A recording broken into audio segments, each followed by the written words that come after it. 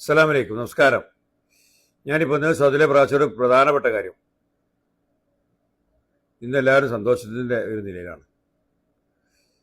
കുറച്ച് ദിവസമായിട്ട് എല്ലാവരും വളരെയധികം ദുഃഖത്തിലായിരുന്നു. കാരണം 2 മാസം ടൈം വന്നിരുന്നു ഗവൺമെൻറ് ഭാഗത്തു നിന്ന്. വർക്ക് പെർമിറ്റ് 3 മാസത്തെ വർക്ക് പെർമിറ്റ് എക്സ്പയർ ആളുകൾക്ക് ഈ മാസം ഇന്ന് 30/6/2026 ലാസ്റ്റ് ഡേറ്റ് സമയം തന്നു. അതിനു മുമ്പ് 3 മാസത്തെ വർക്ക് പെർമിറ്റ് എക്സ്പയർ ആളുകൾക്കൊക്കെ പുതുക്കാനും പുതുക്കാനും സമയം അനുവദിച്ചു തന്നു.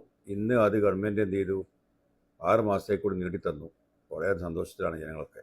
ആളുകൾക്ക് എന്ത് ചെയ്യണമെന്ന് അറിയാതെ നെട്ടോട്ടോടെയായിരുന്നു.